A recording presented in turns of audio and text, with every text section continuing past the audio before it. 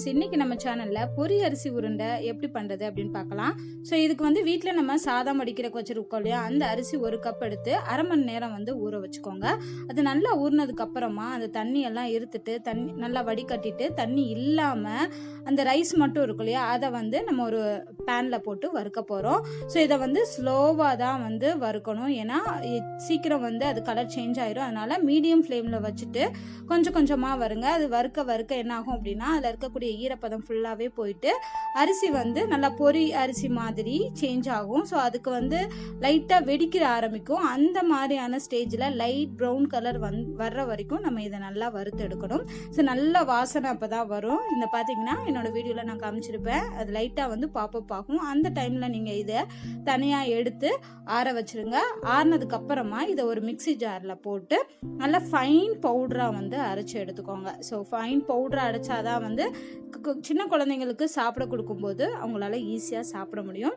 So இதை வந்து நான் ஆறினதுக்கு அப்புறமா மிக்சி ஜாரில் போட்டு நல்லா ஃபைன் பவுடராக அரைச்சி வச்சுட்டேன். ஸோ இது இருக்கும்போது இதுக்கு பக்கத்தில் இன்னொரு மிக்சி ஜாரில் என்ன பண்ணுங்கன்னா, ஒரு கப்புக்கு 3/4 கப் அளவு நாட்டு சர்க்கரை எடுத்துக்கோங்க. நீங்கள் வெல்லம் கூட எடுத்துக்கலாம். இதோடு சேர்த்து 2 டேபிள் ஸ்பூன் அளவுக்கு துருவின தேங்காய் துருவல் வந்து 2 டேபிள் ஸ்பூன் அளவுக்கு சேர்த்துக்கோங்க. இதை ரெண்டையும் லைட்டாக மிக்சியில் அடிச்சுட்டு அதை ஆட் பண்ணிக்கோங்க. ஏன்னா வந்து நாட்டு சக்கரை வந்து தூள் தூளாக வரணும் அப்படிங்கிறதுக்காக லைட்டாக மிக்சியில் அடிச்சிட்டோம். இப்போ இதை வந்து அந்த அரிசி மாவு பவுடரோட மிக்ஸ் பண்ண வேண்டியதுதான்.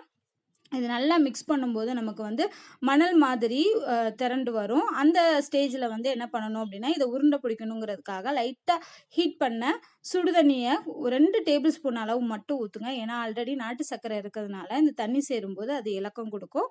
அப்போ வந்து நமக்கு உருண்டை பிடிக்கிறதுக்கு ஈஸியாக வரும். ஸோ அவ்வளோதான், இதை நல்லா மிக்ஸ் பண்ணி உருண்டை பிடிச்சி வச்சுக்கரலாம். ஸோ இந்த உருண்டையை வந்து நீங்கள் ஒரே நாளில் சாப்பிட்றலாம், இல்லை 2 நாள் வச்சு சாப்பிடணும் அப்படின்னா ஃப்ரிட்ஜில் ஸ்டோர் பண்ணி சாப்பிடுங்க. தேங்காய் சேர்த்துருக்கிறதுனால நம்மளால் வெளியே அப்படியே வந்து 2 நாள் வரைக்கும் வைக்க முடியாது.